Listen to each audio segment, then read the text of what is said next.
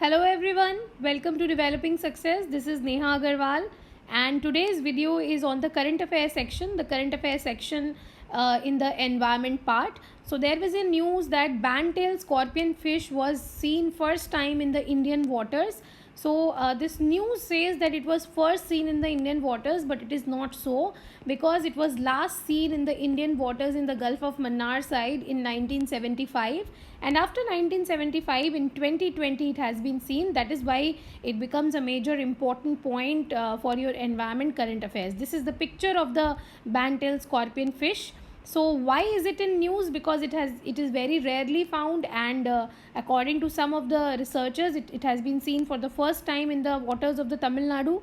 So who found it? The researchers at the Central Marine Fisheries Research Institute, CMFRI. They were actually researching near the seaweed, grasses, sea floor in the Gulf of Mannar, and they accidentally found this species. So where they found it? They found it at the Sethukarai coast of the Gulf of Mannar in Tamil Nadu. So if you see the map, this is the Rameshwaram area, the one I am circling, and this is your coast of Gulf of Mannar up to here. So your Sethukarai is exactly here where I am putting the dot. I will show you the detailed map also. So as this species has been found in the Sethukarai, this becomes an important location for your map pointing in the upcoming examinations, and also the Gulf of Mannar, because Gulf of Mannar is a biosphere reserve. So I have covered all the biosphere reserves in a separate lecture. You can click on the I button above, or you can see the description box. You will get the link for the biosphere reserve lecture. So Gulf of Mannar is one of the 18 biosphere reserves in India. There are 18 biosphere reserves, and one of them is Gulf of Mannar. So they were last reported in 1975 at the Crusadai Islands. They are also present in the Rameshwaram. As you can see the map, so this part is the Rameshwaram area, and in the Rameshwaram area, this one is the Crusadai Island. So in 1975, this scorpion fish was seen here, and today present location is this Sethukarai. So now in 2020, the Sethukarai is the location where this has been seen, and this coast is known as the Gulf of Mannar. Now I tell you about the information in regard to the band-tailed scorpion fish. They are very special in character because they have the ability to change their color. This is a very important thing, that they can change their color altogether and blend with its surrounding environment. So this is one of the important point. Then it is having a very high powerful sensory system. Why? Because it can detect the respiratory ventilation flows produced by the crabs at a distance of about 10 cm, and so to actually hunt, they don't use their eye, they actually use their lateral sensory system. Okay, so this is one of the important point in them, and they are the nocturnal feeders. They feed at night, and most of them they will feed at night, and they have the ability to attack and suck its prey at lightning speed. So why they are called the scorpion fish? They are also called yellow fish. Remember the color yellow. So they are also called yellow fish. They are called the scorpion fish because its spine contains neurotoxic venom. So this venom is very injurious or harmful to the human body. So when these spines pierce an individual, the venom gets injected immediately, and it can be extremely painful, and it can also lead to death if you eat this fish. So it is not edible in kind. Next is, they are generally found in the coral reefs, near the coral reefs and the rocky habitats, and they have the tendency to live on the sea floor, because near this coral reefs seaweeds are found and small fishes are found, which they actually survive upon. Their main habitat is in the Indo-Pacific tropical countries, West Pacific actually, in the Indian Ocean and in the South Pacific Ocean. So the countries like Indonesia, Malaysia, New Zealand, Australia, Philippines, these are the countries where this species is found more. So in India it is very rare. Now we study about the Gulf of Mannar Biosphere Reserve, which becomes an important area because this species has been located in the area of this Biosphere Reserve. So the Gulf of Mannar is endowed with three distinct coastal ecosystems. So I have covered the coastal ecosystem lecture in the ecology series. I have given the playlist link in the description box. You can check it out from there. So three distinct coastal ecosystems are the coral reefs, the seagrass bed, and the mangroves. So all the three, they are present together, and that is why the Gulf of Mannar is considered one of the world's richest region from a marine biodiversity perspective.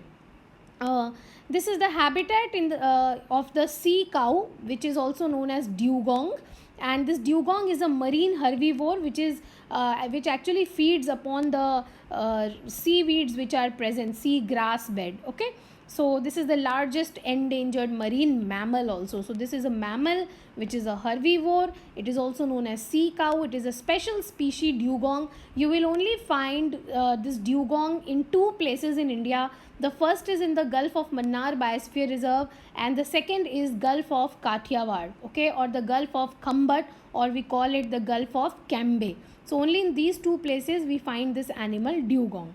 Next is the Gulf of Mannar Marine National Park is a protected area of India consisting of 21 small islands and adjacent coral reefs in the Gulf of Mannar in the Indian Ocean. It is the core area of the Biosphere Reserve. So the Gulf of Mannar Marine National Park. So this is the national park which has the area of 21 islands in accordance with the coral reefs. That is the core area of this Biosphere Reserve. So if you want to know about the core area, the buffer area of the Biosphere Reserve, please watch my Biosphere Reserve lecture. You will understand it wholly.